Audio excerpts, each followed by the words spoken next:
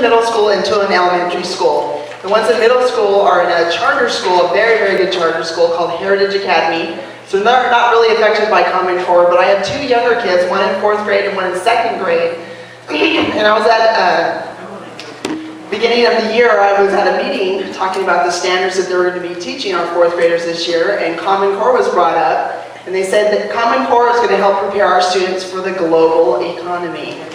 As soon as I heard that, red flags, bells, whistles went off, because I was already fighting Agenda 21, and I knew exactly what their intentions were. So I started asking more questions, but it wasn't until about October of last year I started seeing the effects of Common Core in my son in math. He's very sharp, he's a grade advanced in math, and they were teaching them these new techniques to do math. Instead of using least common denominator for fraction adding, they were drawing things out with visual tiles. Instead of doing the methods we have learned, the algorithms for doing multiplication and addition, they were, instead of adding from right to left or adding left to right, I'm like, what in the world are you doing, son? It was crazy. So I started bugging his teacher and I said, is this Common Core? She was like, oh yes, this is Common Core, isn't this great? These new algebraic methods they're teaching our kids, these conceptual methods will make our kids so much smarter. I said, it's not making my son smarter, it's confusing him, and he's frustrated every single day when he has to work on math now. He has older students in our home, and he already knows all these algorithms. He already knows his multiplication tables. Why in the world are we doing this voodoo math? And so that's when I really started getting involved and started doing research. And I have a friend who has a daughter in private school, which is not required to follow the Arizona Department of Education standards, and they were adopting Common Core as well. So he started getting involved, started sending me emails, and from then on, I've never stopped. In February, I created this website because I wanted to get everything in my brain out to the world, and it's just growing like crazy. We've had over 12,000 hits the first month it was created, and it continues to grow. A lady before I got started wanted me to make this announcement. Are you interested in participating in a nationwide student-parent walkout to protest Common Core? If so, please email support@themommylobby.net. So let's get started here. On our website, I just barely added these videos. They're Education for Sustainable Tyranny. I wanted to get it out there to let you know that this new college to work and planning the economy with specific jobs is no new concept. It actually happened with the Workforce Investment Act in 2000, managing our workforce. And doesn't it sound familiar to what Germany did, the brown shirts, managing specific careers for our children? This is no new concept. And with the Workforce Planning Investment Act, workforce planning boards appointed by the governors in our states. Did you realize we have these workforce planning boards in our state? We have these councils. They're initially the P20 Council and also the Arizona Ready Education Council. And I want to let you know, planned economies do not work. They're a complete failure. They were a failure in Germany. So I wanted the first few slides before I get into the depth of Common Core to talk about some of these appointed boards. None of these boards are elected, by the way. The P20 Council was created by an executive order under Governor Janet Napolitano. In August 2005, there's two executive orders, 2005-19 and 2005-26. There's lots of representatives on this board, but I just wanted to point out that there's no more than 8 members of the public on these boards, representing parents group, business, and industry. There's also a student representative of high school. The P20 Council shall explore ways Arizona can achieve a more effective, efficient, and equitable education pipeline. The very first duty, these are some of the duties that are listed. I just wanted to read the first one. Aligning high school, college, and work expectations to meet industry-specific skill sets in high growth, high-skill occupations that will bring economic prosperity and diversity to Arizona. What's wrong with that? Doesn't sound bad, does it? Well, this was changed by our current governor, Janet Brewer, by another executive order in 2011-8. Instead of our 8 and 9 representatives we had before, we only have a couple now. We have a representative from a parent organization, a representative of a community organization, a current former teacher, and their new responsibility is serve at the pleasure of the governor. What in the world does that mean? So So you can go find this. The Arizona Ready Education Counselors, the website, arizonagovernor.gov, Arizona Ready. These are the members. I have circled on here. The chairman of this board is Dr. Craig Barrett. Dr. Craig Barrett also is the chairman of Achieve, who wrote the standards, which we'll talk about in a minute. On this board is the only elected official on this board that we do have is Superintendent Huppenthal. He leads the Arizona Department of Education. Underneath him, he has 500 employees, 350 of which are federal employees. We also have some of our troublemakers here in the corner. Senator Rich Crandall, and we also have Doris Goodell. They were some of the representatives and senators on our lovely legislature this year that are causing a lot of trouble. We'll talk more about them in a minute. So some of the responsibilities of this board is to do the online report card, which you keep hearing about, ranking our teachers in our schools. They implement the new education standards, training and recruitment of teachers, etc. I wanted to show you in this graph here and talk a little bit. Does anyone know why No Child Left Behind was a failure? Well, I want to tell you, just by the whole name, No Child Left Behind. So you have smart students and medium performing students and slow students were all dumbed down so little Johnny here could pass as well. So it dumbed down the classroom environment, and because we have a big influence of immigrants in our state as well, we had to make sure those people passed as well. So the immigrants in our state as well were also causing dumbing down in our classrooms. So the graph here shows the non-English learning students and the English learning students. Their scores are going down because of No Child Left Behind. And we're also teaching to the test, which is AIMS. We have practice tests. This is what question 1 will be like. This is what question 2 will. It's not a true assessment. Teaching to the test. It's why it's a failure. Oop, went the wrong way. I wanted to show this graph. This is from the National Center for Education Statistics. This is the national test called NAEP that our students take. The top graph shows money that our students received. We see an average between, depending on if you're a charter school or a public school, anywhere between $6,200 to $9,400 to students. I want to make it clear the majority of that does not actually get in the classroom. A lot of it goes to the bureaucracy in our school districts, our superintendents and so forth. So we've seen an increase in money to our students from 1969 to 2011. And the scores down there are different grade levels. As you can see, our scores are flat. So more money is not the problem. It's curriculum is the problem. So what is Common Core? I want to make it clear, Common Core is not state standards. They're called the Common Core State Standards Initiatives. There's nothing state about Common Core. These are a set of national standards. They're primarily created by a group called Achieve. And these standards were, you keep here on the website, the Common Core website, oh, they're developed in 2009. We had representatives from the National Governors Association, which has representatives from the states, blah, blah, blah, blah, blah. Well, I want to make it clear, these standards were actually, we'll find out in the next couple of slides, were actually started to be written back in 1986 through the American Principles Project. Those were merged over in 2001 to Common Core, and then eventually in 2009 we got the Governors Association involved and the Council for State Officers involved as well to make it a facade that we had state involvement. To get into Common Core, all of our states were failing in 2009, 2010 to make the requirements for No Child Left Behind. They were failing, a lot of our states were broke. Our state was no different. We were renting out our Capitol buildings, did you know that? The majority of our budget is education. So, Obama has a stimulus act, which we'll talk about in a minute, bribing the states that if they will sign up for Common Core, they will get Race to the Top funds, and they will get a No Child Left Behind waiver. So, back to how Common Core was created, a nonprofit organization called Achieve. In Washington is the main driving force.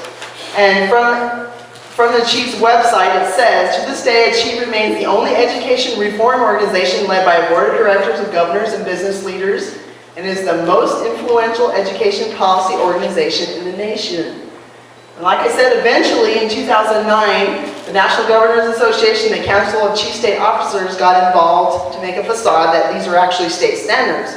They were all done by Achieve, which is a federal organization, a nonprofit organization in DC. And the majority of this is funded by Bill and Melinda Gates, which are tied to the United Nations.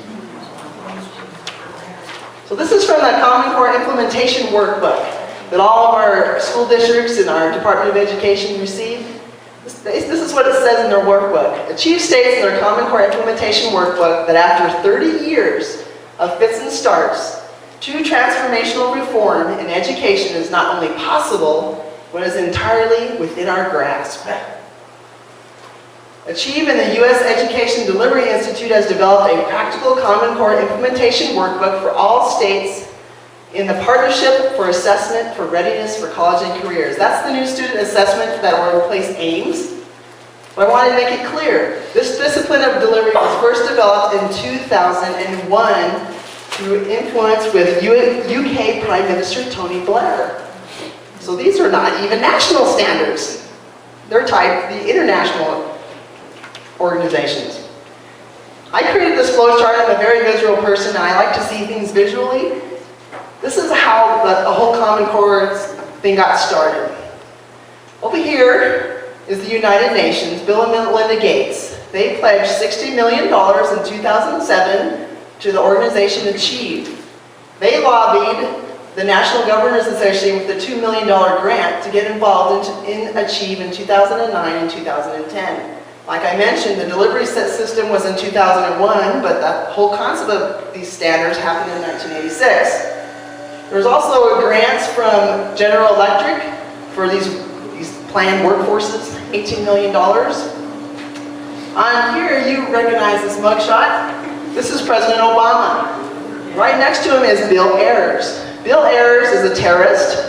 He's known the Obama family for 30 years and worked with him tons in Chicago when he was a senator. He's also a major funder of Obama.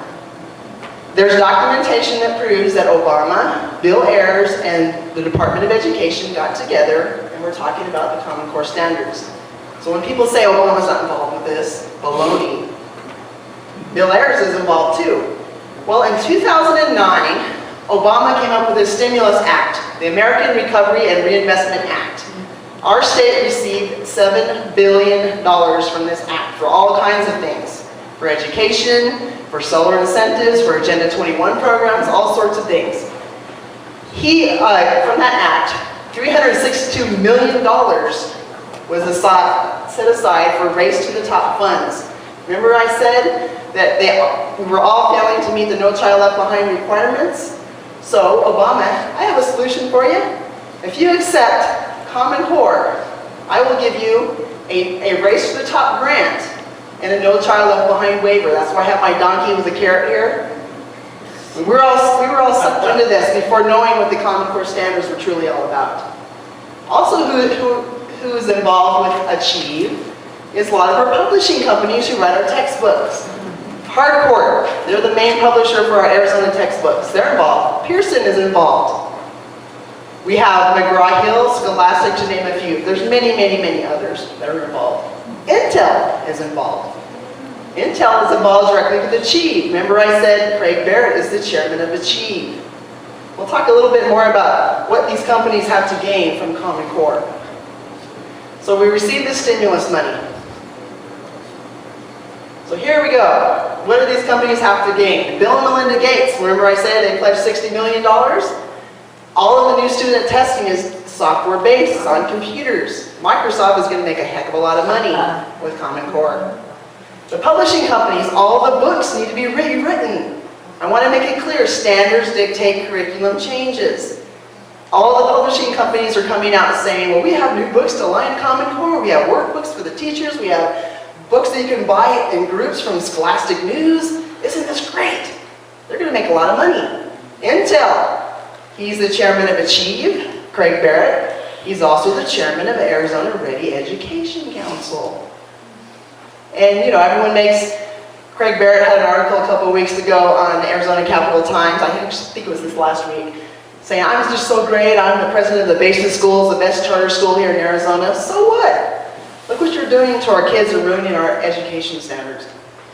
You also hear this. These are state standards and this is why. We have two people from Arizona who are involved directly with the formation of these Common Core standards. The first gentleman, Dr. William Mccallum, he's the head of the Department of Mathematics at the U of A. He was involved in writing some of the math standards. I want to make that clear. He was involved. But who is this guy?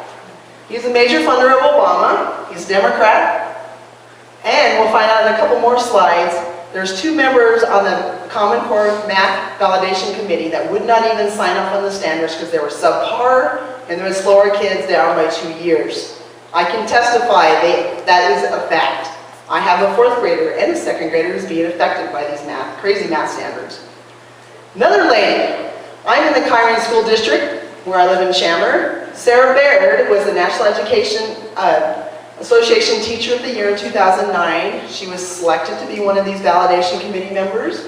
We'll find out from another validation committee member, Sandra Satowski, that this Common Core Validation Committee was nothing more than a rubber stamp committee of the standards. We'll hear more about that in a little while. So I'm not impressed with these two people. I don't know about you, but I'm just not impressed. So, let's get back to the Common Core. How is it tied to the United Nations? It's being funded by the United Nations through Bill and Melinda Gates, $60 million pledge. From the Conservative Teachers of America organization, they're also fighting Common Core. Many are concerned that the Common Core standards, once successfully implemented, will provide unfettered access of our education system by the United Nations.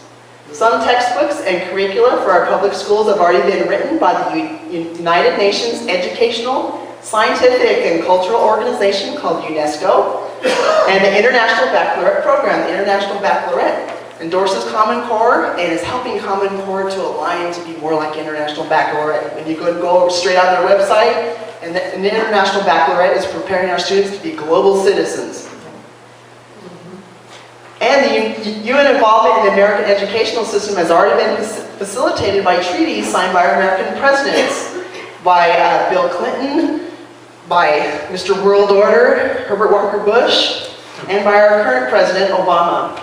These documents include, but are not limited to, Universal Declaration of Human Rights, Treaty on the Rights of a Child, Civic Education, Classroom Connections, and Agenda 21. This is the most disturbing slide. The document here in the corner is Agenda 21. Agenda 21 is a 400-page document, 40 chapters, 40 principles. It was written by the UN in 1992 in Rio de Janeiro, and it has many principles, and 2 of which are tied to the United Nations.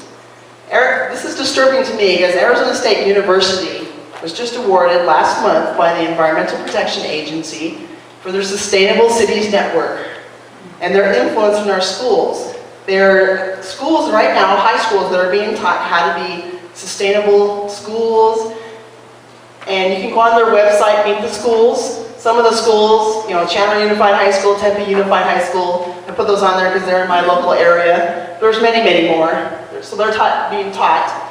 ASU is involved in writing the new Parcc Test. They were involved in writing the Ames test. My son, who's 14, took the Ames test, sample test this week, prepared for the Ames test next week. And he showed me one of the questions. He said, "Mom, this is Agenda 21. It was talking about fossil fuel use and how that would increase CO2 and what would be the effect. A, would it cause global warming? B, would it cause global cooling?" This was actually one of the science questions that they were asking my kid. He took a picture of it and sent it to me, and I'm like, yeah, it's Agenda 21. It's because ASU is involved in writing the assessment Ames, and it's also going to be involved in writing the assessment Parcc. You can obtain a degree in sustainability from ASU, NAU, Chandler Gilbert Community College, and many other colleges as well to be a sustainability manager. Isn't that great? The UN's Agenda 21 goals, Principle 25 and 36. 25 is children, youth, and sustainable development, and 36 promoting education, public awareness, and training. Also in that 36, it talks about tracking our students from preschool through college, which is also part of Common Core. The new Common Core science standards, we only implemented the math and English here in Arizona, are being reviewed right now. They're teaching global warming in the new science standards. So, this is the map from the Common Core Standards Initiative. The states in dark orange are states that did not accept the standards. They weren't enticed. But I can tell you, Texas, through their C-Scope organization, is being affected through the back door. They're not doing Common Core, but C-Scope is Common Core. So these are the states in yellow that accepted it. We're one of the yellow ones. I wanted to show this. This is the Common Core Validation Committee members. This is the committee that was brought together in 2009 by the National Governors Association to create the facade of state involvement. The ones in yellow are the ones who did not sign off on the standards. The two math ones are Alfino Flores and James Milgram. James Milgram is a professor at Stanford University, and we'll review his testimony in a minute. He would not sign off on the standards because it would slow our students down by 2 years. And Sandra Satowski, she's traveled all over the country, and I'm trying to get her to come to Arizona to speak to our legislature about Common Core. She's my new hero. There's a couple other ones, Institute of Education, Dylan William and Barry McGraw from the Melbourne Institute Research Academy.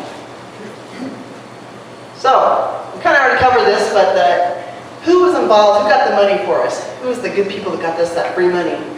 In 2009, our former superintendent, Tom Horn, went to Washington with Governor Brewer and Michael Cohen from the Mesa Superintendent of Schools and Senator Rich Crandall, the one who's fighting for us to get these good Common Core bills in. By the way, he's retiring at the end of this session and moving to Florida to work for Jeb Bush and the park. The total cost to implement Common Core was never studied in our state.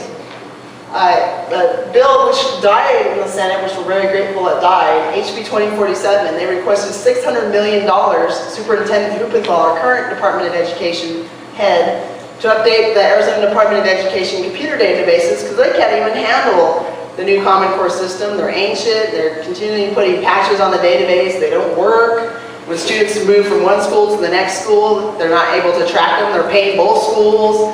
Yeah, it's crazy. Well, that bill died, so now where are they going to get the money? I have some late information I just found out on Thursday on where they're getting some of that money. They are adopted in June 2010 in our state, and I already mentioned the science standards will have Agenda 21 in them.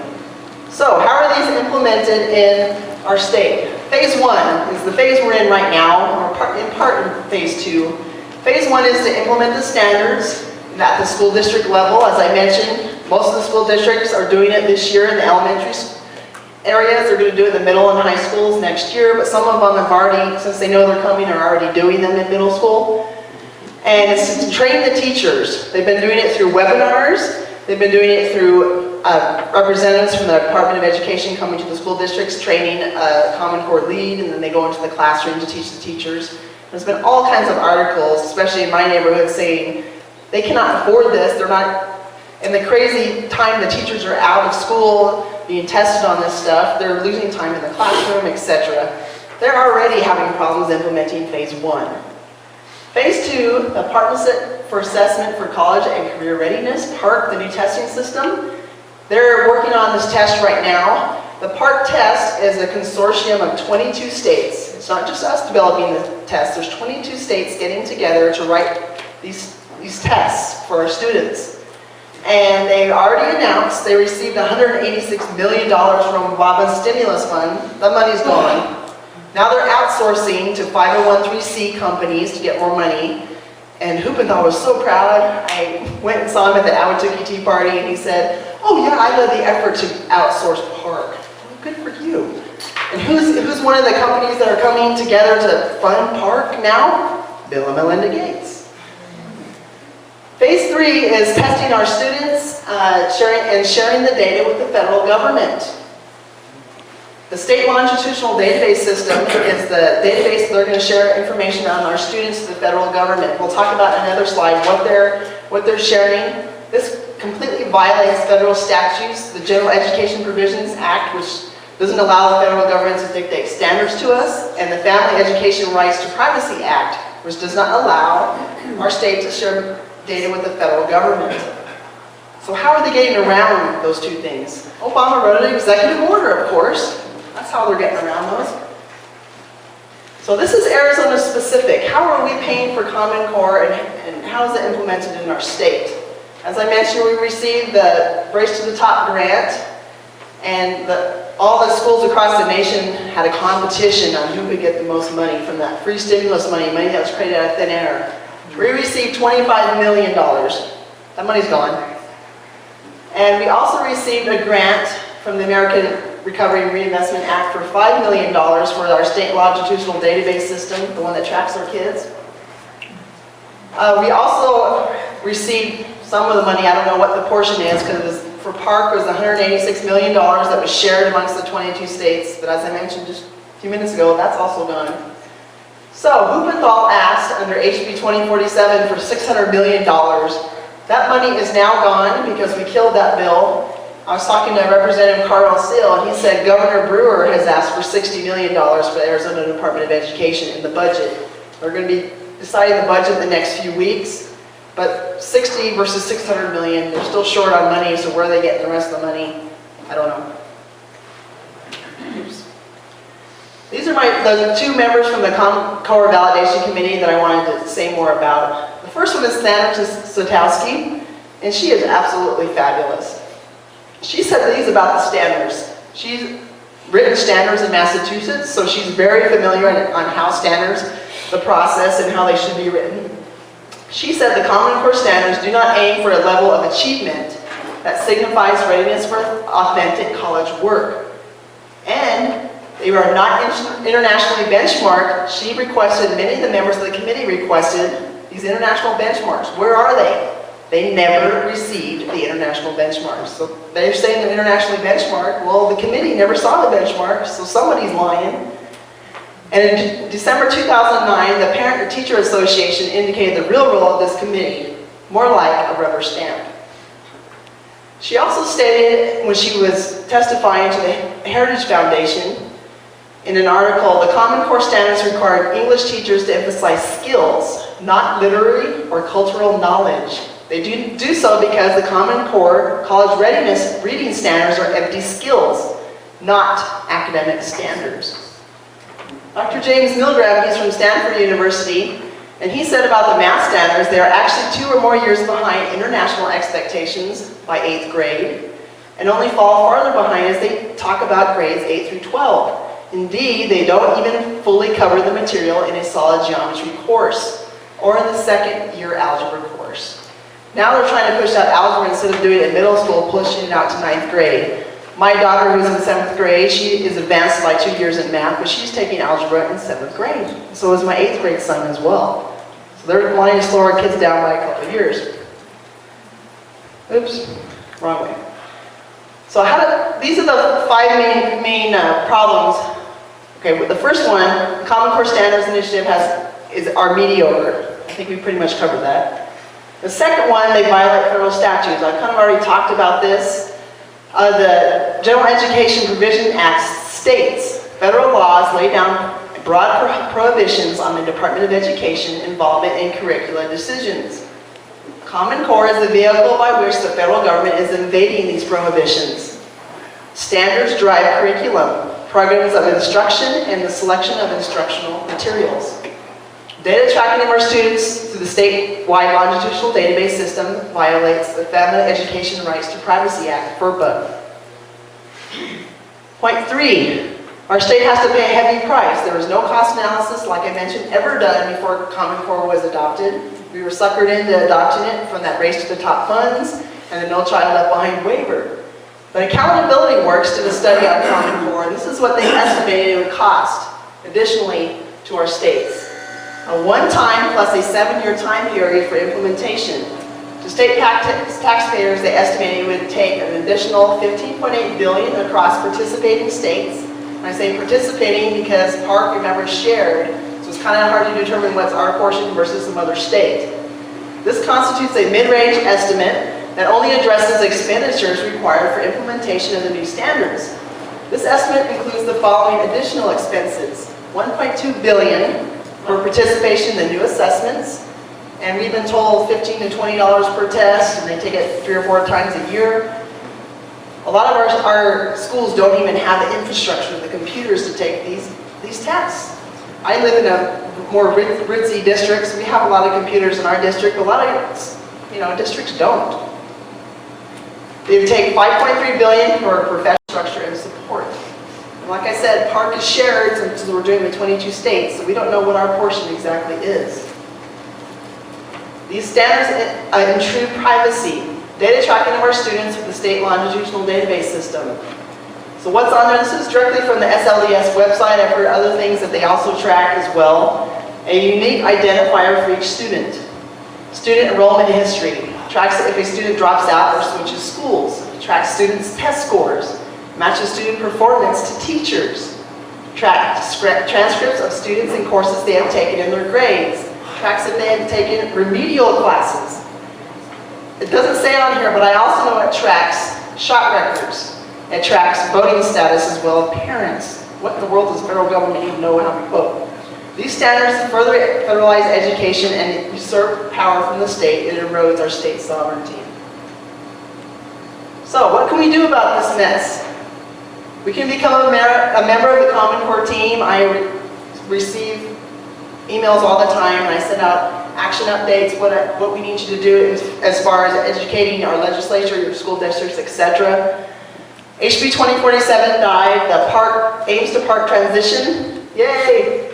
But Mr. Sneaky Richie Rich snuck in an amendment under HB 2025 because he wanted to kill Ames. And we all know Ames is bad, it tests the test.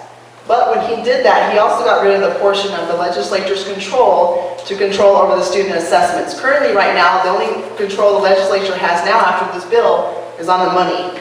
They fund the Arizona Department of Education. Arizona Department of Education, based on Article 15 in the statutes, is its own entity. The legislature has no control over the Arizona Department of Education, other than money. They did have a little bit more control over the student assessments. Now they took that out. They scratched that out of the statutes. Common Core preparation bill. This is still in the Senate. It prepares our further money to prepare our teachers for teaching Common Core. I don't know what the status is of it today, because last I heard it was still in the Senate. And the school board bond increased indebtedness. A lot of our school boards wanted to pay more than money than they're receiving by 15%. This bill was also killed in the House. Hallelujah. There are a couple good bills. The first one is the most important. HB 2318, Federal Exemption for schools that do not accept federal funding. A lot of our charter schools don't accept federal funding, yet they're having to go through some of these mandates if they receive their funding from the Arizona Department of Education. The other one, which was a good bill in its inception, SB 1450, Family Education Rights to Privacy Act protection, and stops funding to schools who violate FERPA. Well, I am here to tell you, if you're doing Common Core, you violate FERPA, so nobody should be getting any money. So they had to water it down a little bit, so it's not the same bill it used to be. This mugshot here is Hoopenthal. He's in my district, LD 18. I've been following him everywhere. Anytime he speaks, I make sure I'm there. I make sure I ask him the real questions. He likes talking about himself. He's Mr. Resume. He loves himself. Not a lot about Common Core and how to get out of Common Core. He claims that he takes everything I send him. Oh, I read everything you send me. But, well, what are you going to do about it? He's too worried about his next election in 2 years. So pressure him, email him, and I have an action sheet at the back table there with all these same information on here. Email him, phone call him, pressure him, pressure him, pressure him. He can get us out of Common Core with the sign of a pen. We've already met all the No Child Left Behind requirements. It was a checklist. The money's already spent. We can get out of Common Core tomorrow. It's just will we. We can fill out the Common Core opt-out form. This is a form you can send to your school district and to Hoopenthal demanding they not teach your children Common Core. A lot of them are scared because of this new grading system of ranking of our teachers in schools, but if thousands and thousands of people threaten they'll leave the school unless they get out of Common Core, that would send a message. They would have to listen to us. And Wes is here with me today because he's going to talk about the We the People Foundation, the petition of redress to exit Common Core. We have a petition going around that we're going to submit to everybody, all of our school districts, our legislature, Hoopenthal, anyone who will listen to us, demanding that we exit Common Core. There is some good news. The next slide. I love this next slide. This is the new map. All of the states in red are now have bills getting out of Common Core. There's 13 of them. So my question is, are we going to be 14? I sure hope so. So if you have any other questions, please email me at arizonaschoolchoice@cox.net, and we have updates all the time. You can get a copy of this presentation on our Arizona.com, Arizonans Against Common Core News HTML. So a copy of this presentation is online. Now I'm going to turn the time over to my good friend Wes.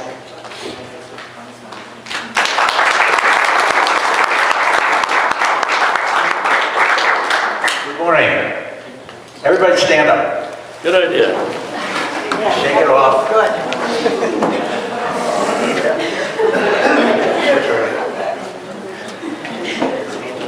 Okay, that's enough sit down. Okay, last time I was here, we acquainted you with Agenda 21. By the way, welcome to the other half of the Jen and West show. We are a national touring show. We go from every burg in the state talking about our favorite subject, which is Agenda 21 and Common Core and the connection they're in. How many of you attend regularly a school board meeting? There are two. How many have ever attended a school board meeting? How many of you liked it? You didn't like it. I don't like it. I was asleep at the switch for 30 years because I went to school board meetings and I was very disenchanted, disgusted, irritated, and angry about the way they treated me and the way they treated anybody who had anything to say about education, because they seem to think that they only are the only ones that know about it. When I started the Tea Party in Phoenix, 2009, we assigned people to go to, we had 6 different school districts in our area because we were the first in Phoenix, so we covered quite a bit of geographic territory. I could never get any of those people to really go to these meetings. So I finally decided I would go as much as reluctantly as I wanted. And I went to Washington Elementary School District, which represents 49% of my real estate tax. And I was there listening to the assistant superintendent telling the board how, because of Common Core, which I had never heard of, the test scores were going to go down. Well, I had this horrid, horrid feeling and a flashback to when my boy was, well, both my children, all 3 of them, were in school, and they implemented this wonderful thing called New Math. My kids started in Illinois 41 years ago, and they took New Math. When we moved here, that atrocity hadn't reached Arizona yet. So my kids went through the entire elementary school not knowing how to do long division and multiplication. And in fact, in the tennis match with my son's 7th grade teacher, he was a high B player and I'm a low A player, so usually I came out on top. And he yelled across the net at me, he said, "You know, your son Phil's not going to graduate from 8th grade next year." Now this, my boy wanted to go to Air Force Academy. So that was quite a shock. And I said, "What do you mean?" "Well, he doesn't know how to do long division and multiplication." And I said, "Well, how could that be?" "Because he's been getting A's and B's in math for 7 years. He said, "I don't know," but he doesn't know. So we had a concentrated math course for the rest of the summer. And now my son's an engineer. But he had to learn because the educational elite in this country have set themselves up as knowing more than you and I do, and teaching our children and our grandchildren a way different from the way you and I were taught. As a result, they made a mistake with New Math. We raised a generation of kids who can't balance the checkbook. And that's why McDonald's doesn't have numbers on their cash register. They have pictures. Oh, you're kidding. No, they have pictures. You want a Big Mac, you press the picture, and it automatically tells them how much that is. And then they also feed in how much you gave them.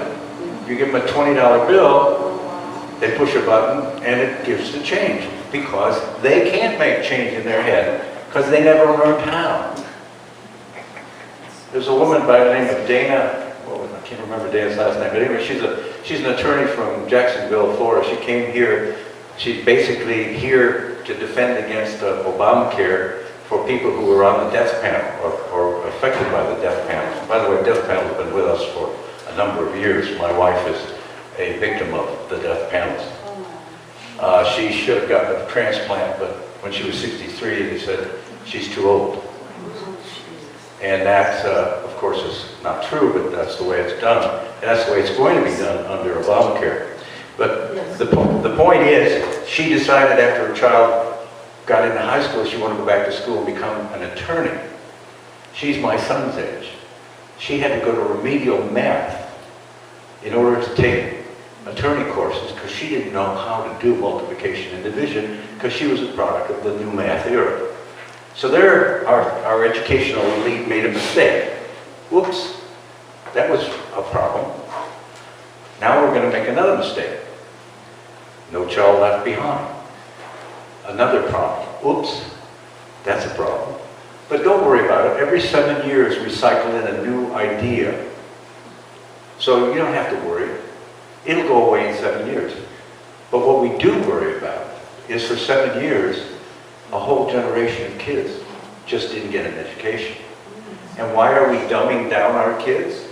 And our nation is falling into the pits of despair? Because our educational system is broken.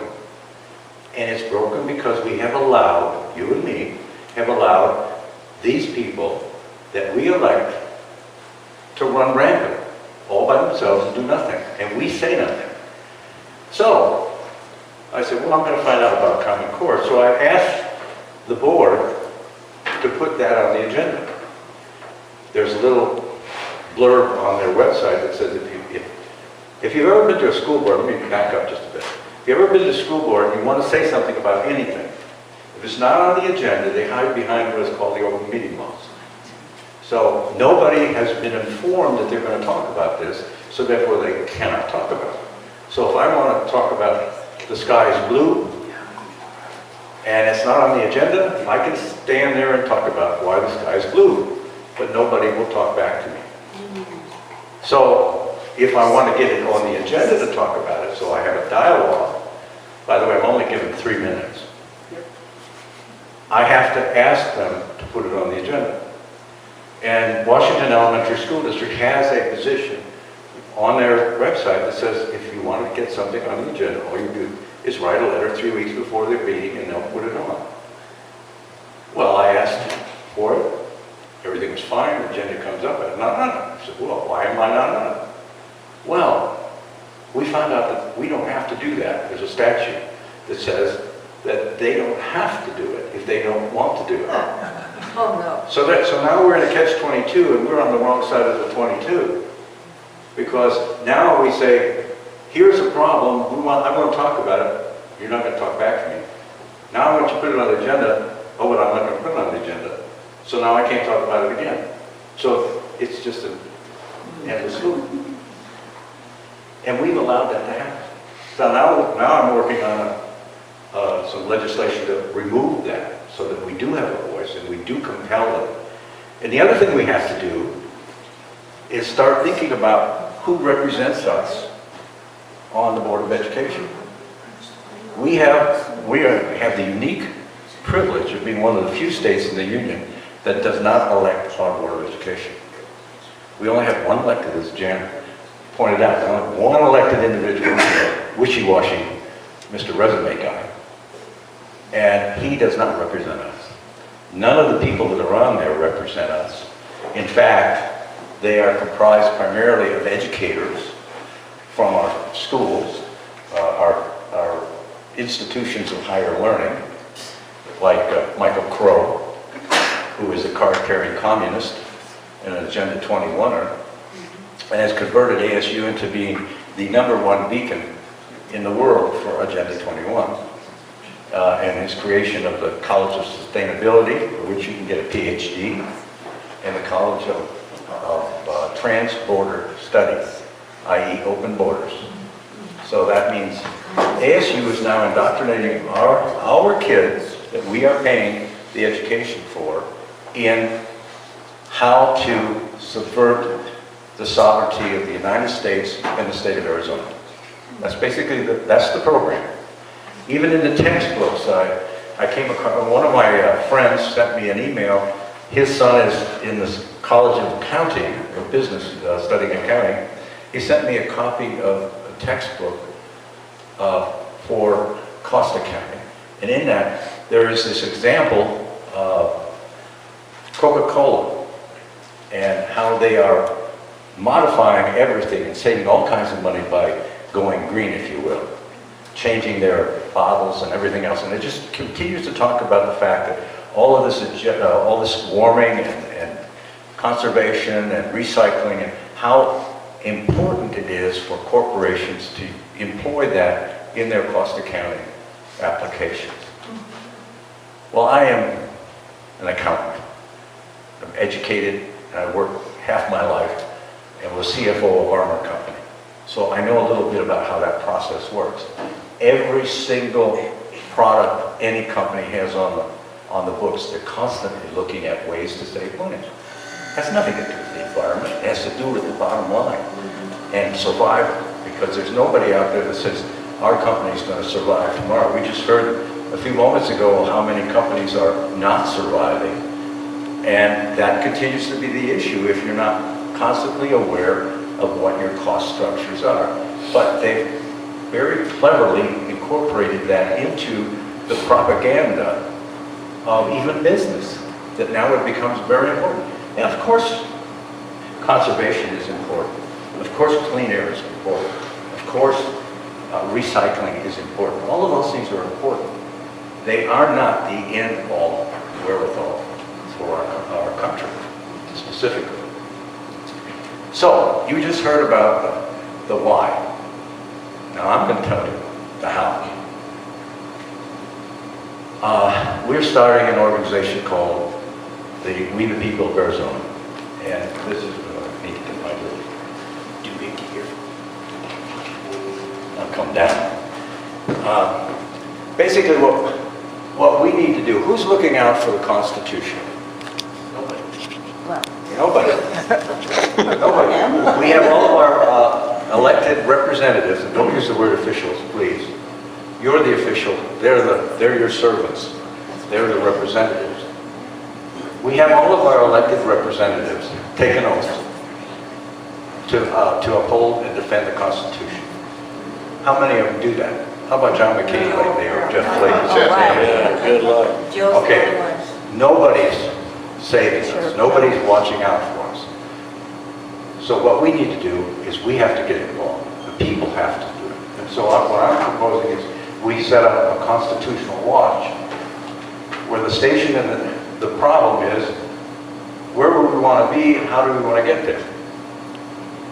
You know, any road, if you don't know where you're going, any road will get you there. And so what we need to do is we set up agencies throughout the country, throughout the state, that will watch over every governmental agency that we have. We have drawn a box around every single governmental agency in existence in this country. And we've said everything inside this box you can do, everything outside that box you cannot do. If it's not in writing, you can't do it.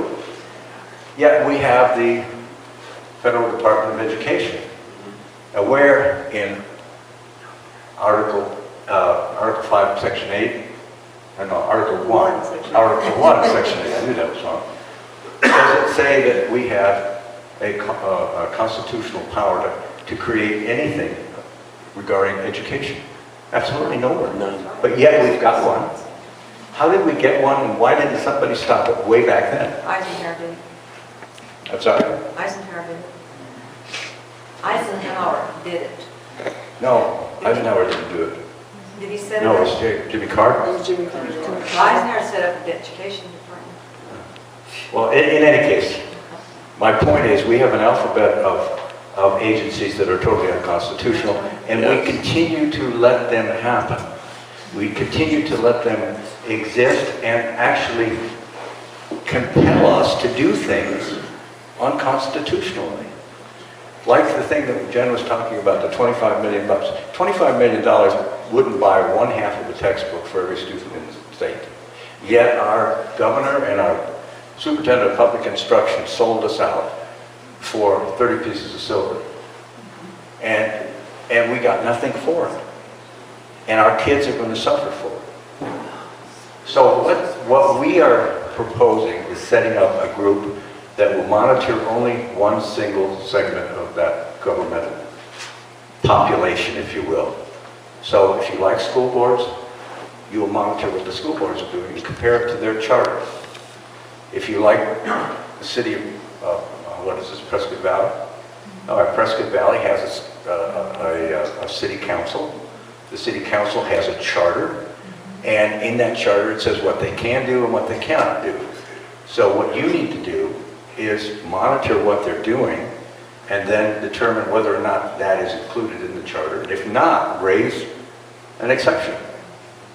And if you start doing that, then suddenly everybody's going to start becoming honest. They're going to say, well, wait a minute, if we do this and we know we can't do it, like they do in Congress all the time, somebody's watching us, they're going to call us to task. They're going to stop doing it.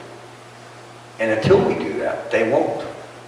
So I'm not going to spend a whole lot of time on this particular organization, because I do want to get to the meat of the issue, and that is what we're going to do to stop Common Core. Because we have, as Jen told you, our lovely Senator Crandall with an A, Richie, snuck in a bill. Now, everybody that represents you in this area voted for that bill.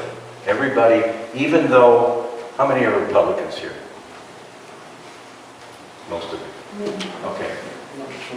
The Republican leadership and also the LDs almost all voted unanimously against Common Core. And yet, your representative, knowing what your position was, voted for it. Doesn't care. Now, what does that tell you?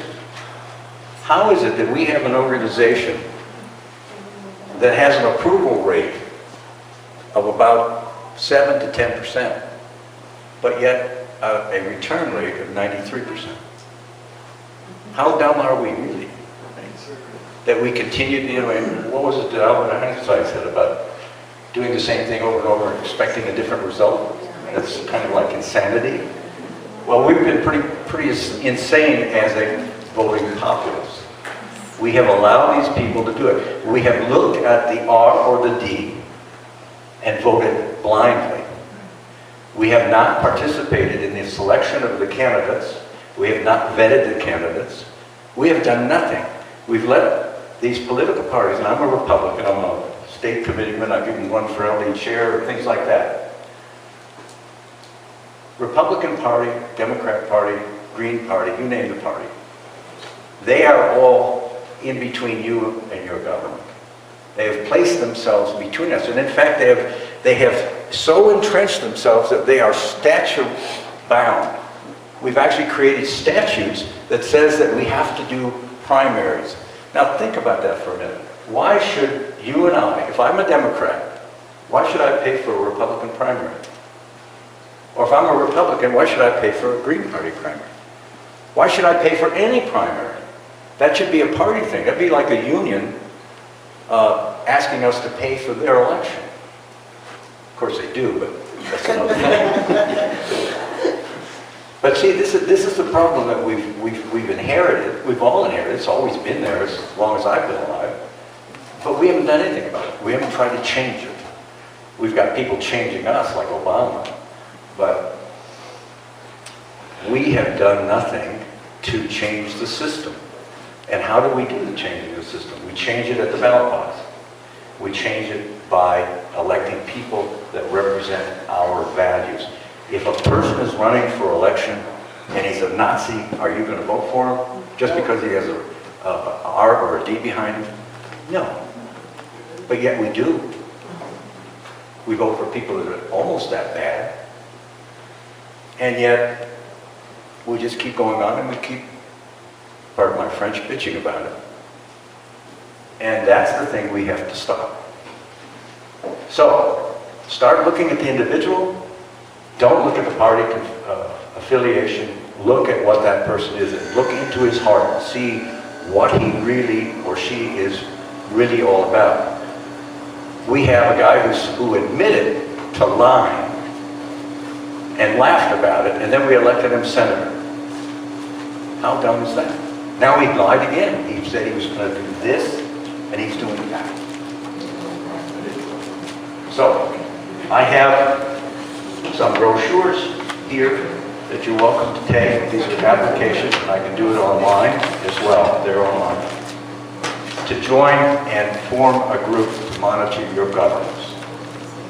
The City of Paradise Valley, the County of Yavapai, the school district of, I don't know what your school district's name is, but it has a body. And only do one. That's all you have time for. And get enough people to do it so that not everybody has to be at these meetings. And try to go to those meetings and monitor the subcommittee meetings. Remember that the city manager, we all have city manager government, which I think is a horrible system. They never ask, they're like a good attorney, they never ask a question they don't know the answer to. So when it gets on the agenda for the city council to vote on it, they already know they've got the votes. So you can get up and stand it. And I've seen it from Texas to Louisiana and Oklahoma and everywhere else where people stood up and talked against Agenda 21, giving them facts and figures of why they shouldn't do it, and yet they vote for it. They listen to the constituents and then they vote for it. Because they already committed to the vote before it ever got there. So you need to go to the subcommittee meetings. Nail them there and say, hey, wait a minute, this isn't in your charter, you can't do this. And if you continue to do it, I'm going to do what we call a petition of redress. And that's what we're going to do, and what we are doing with Common Core. I'm going to have to change something here, so give me just a minute. Could you explain what a petition of redress is? That's what we're doing right now. I'm sorry? Could you explain what a petition of redress is? Okay, I'm going to explain that. I'm sorry. Please get a petition. Can't see anything. Okay.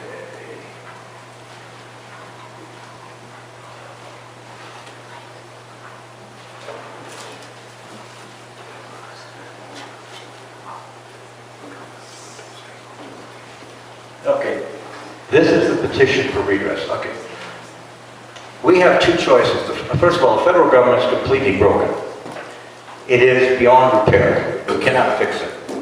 It is so corrupt that no matter who we send to Washington, they become corrupted within 24 hours. So it's our only hope, and what we, on Thursday, we had a joint session with the state legislature, both Senate and the House, on Agenda 21. And one of the issues that I raised at that is that we have to stand behind our local public representatives and support them in drawing a line in the sand and resisting the federal government. This is one way. Our founding fathers, in the First Amendment, the last line of the First Amendment, is a right to petition the government for redress. This is something that we did when we had the revolution, the first revolution.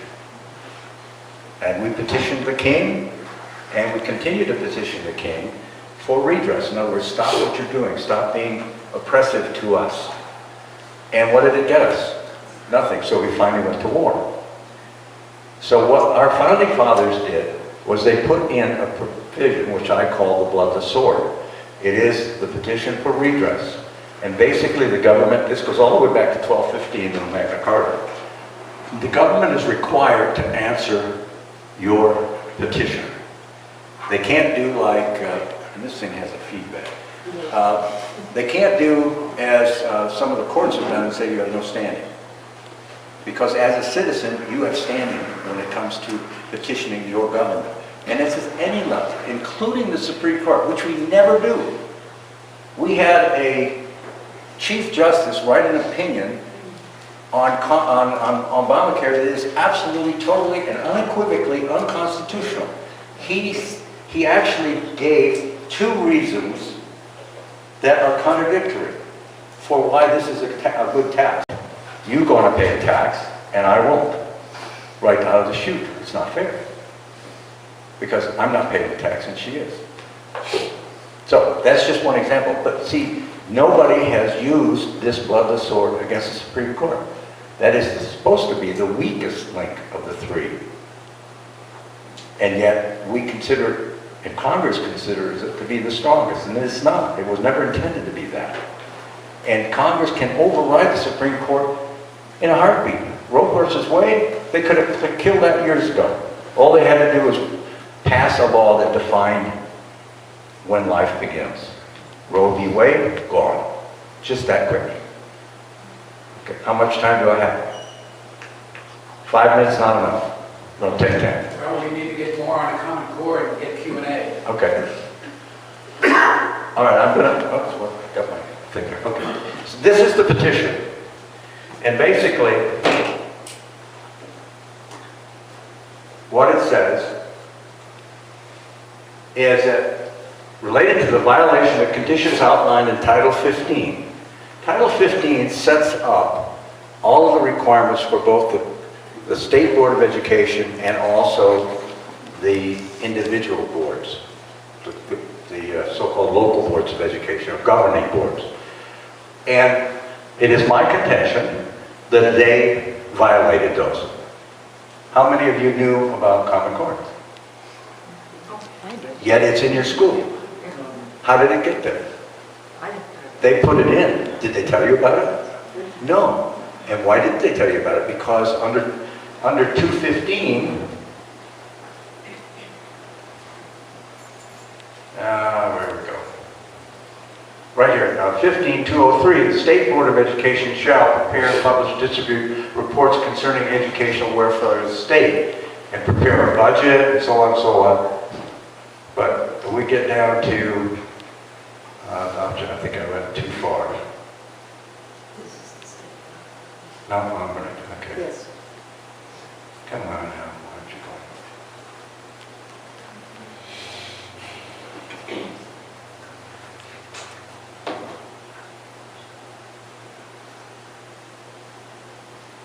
I'm not going to go through that whole thing. Basically, the long and the short of it is this. The governing boards are required to inform and make part of the decision-making process, the parents and the community, of what's going on in the school. The State Board of Education is required, whenever anything is changed of any magnitude whatsoever to the curriculum or the requirements for graduation or educating, there's two basic areas that are important. Is going from 3rd grade to 4th grade. You have to have certain reading skills and math skills in order to move. That's part of Ames, by the way, which was also a big mistake.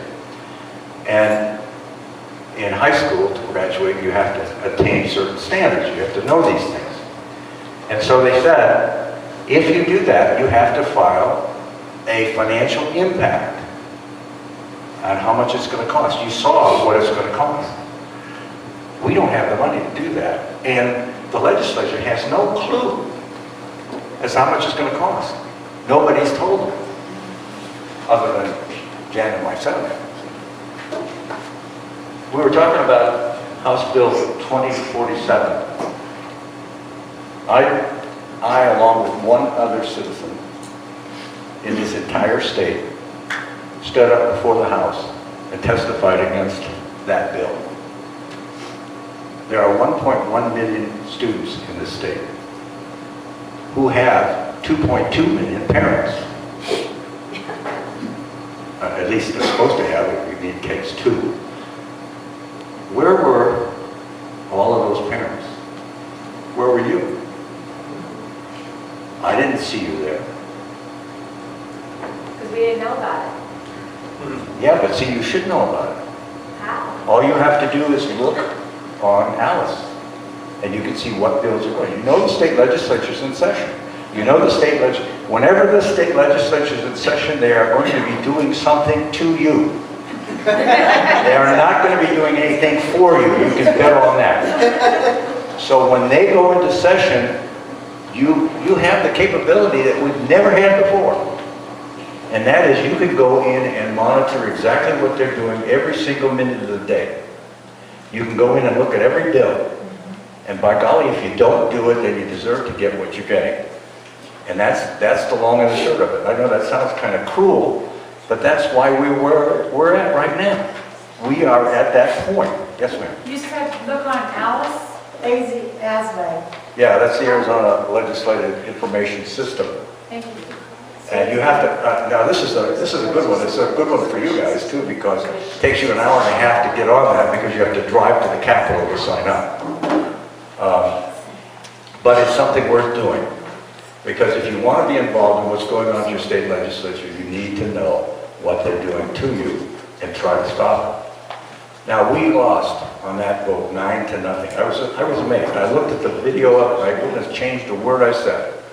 And yet, my message to them was, in their exaltedness, how did they get to attain what they've attained in life through the public education system? How did they get there? Did they get there with a Common Core test?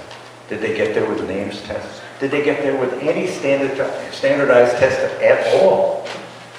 The answer is no. It's no for you, it's no for me. The only test I ever took that was a standard test was the SATs. And that was theoretically to get to college. And by the way, Senator Crandall, with an E, Chester, raised a point at the Senate hearing on the same bill. He said, well, you know, there's something, no, I think it was Senator Melvin now that I think about it. He said, we score very, very highly on the SATs. We're in the top 20% of the states. So we must be doing something right. And the retort from the executive in charge of the school board, who was a complete idiot, my opinion. And, you know, it's typical bureaucrat, unelected. You know, I wouldn't hire him to be sweeping my floors, and yet he's running our education system. He says, well, not all of our students take these SATs. Well, sure they don't, because not everybody is going to go to college, quote, quote.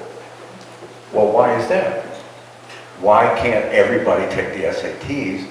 It's a standardized test. It's universal throughout the country. It's only done in your sophomore or junior year of high school, and then again in your senior year if you don't make it. Why can't every student take that test? It's a good indicator. Colleges accept its results. In fact, if you don't do well on the SATs, you don't go to that school. The only school you can go to is, say, junior college. And you have to prove yourself. That's what junior college is all about. So this is the argument against the standardized Common Core. So I have the petition here. I request you to either sign it now or request me to send you a copy by email. My card is in the back. And be part of the solution and stop being part of the problem. Thank you. Great.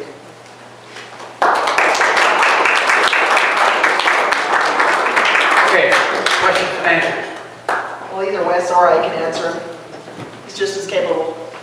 Yes, ma'am, Pat. One announcement, we need somebody to apply for the Prescott School Board. They have an opening. Anybody who lives in Prescott, we need to get somebody on that.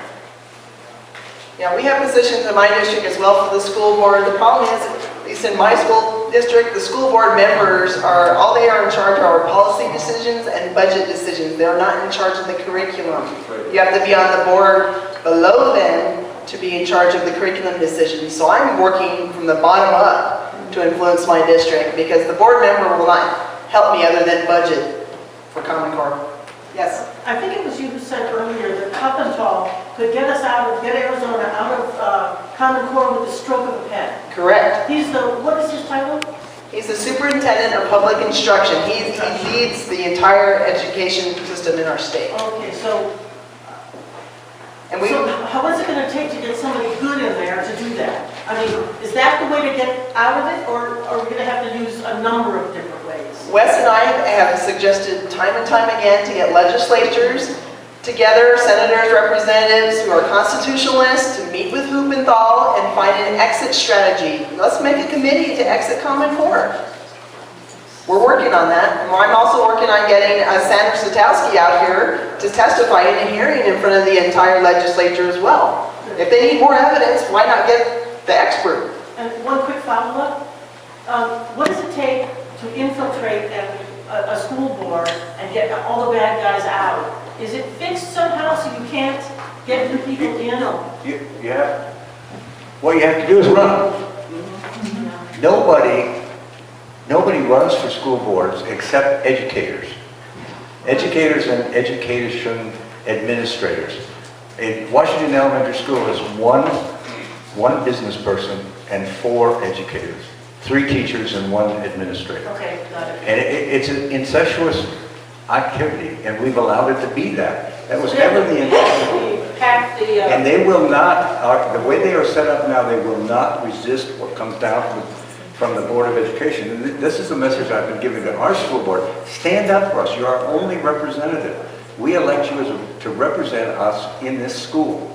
And yet you are taking unconstitutional monies. And this is one of the excuses they use. Well, we've already taken the 25 million. We can't change it.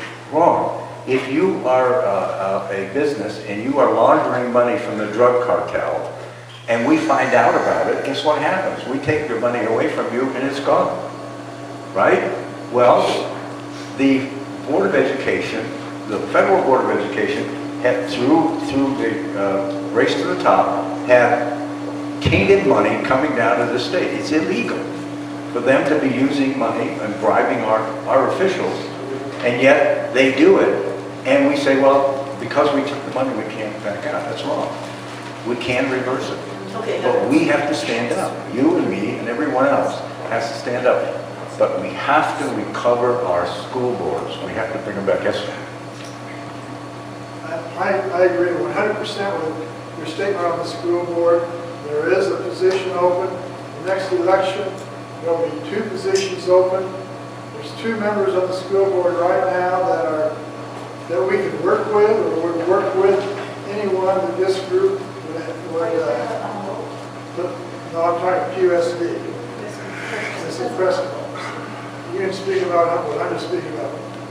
Prescott. There's 2 members that would work with anyone that we would elect.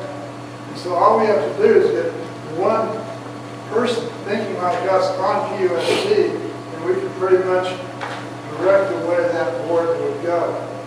Like I said, there's 1 right now because the lady died, and then there's 2 more that are coming up. If anyone wants to run, I can help them get elected. Hank knows who I am, so anyone that's interested, or if you know, or if someone comes to you, direct them to Hank, and I'll be happy to help them get elected. The second thing, you mentioned having people go to school boards or county meetings or city meetings. Hank also mentioned I was a member of the Citizens Tax Committee, CTC. I have been past chairman on occasion. The sole purpose of that group, that meets twice a month, is to monitor the governments in Yavapai County that spend taxpayers' money. That's PUSD, that's the city, that's the county, that's Yavapai College. There's 7 or 8 of us, so we don't cover all of those. But we have held the city of Prescott's feet to the fire. We have convinced them that a number of their ideas have been wrong. We have defeated a school board bond issue a few years ago that really was not very much value, except it would just add to the tax rolls. We're now asking why Yavapai College, the tuition Yavapai College, is a 1/3 more than any other community college in the state. So if anyone is interested in monitoring school boards or monitoring any of our government agencies locally, again, they can come to you, they can go to Hank, and then Hank will come on. I need your name, and I need you to join this organization as this area to control, to start this area, because we really need to do it. I need to leave about 12:15 because My card is right back there, over there. Okay, great. I will, And there's applications over there, you can grab one of those. Yes, ma'am. I just need to say a little bit about your statement about school boards being low teachers. That is not true in our area. It is not true in Prescott. What's not true? The School boards board loaded is with loaded teachers. with educators. It is not, and typically, Well, that's good. educators represent a small part of that.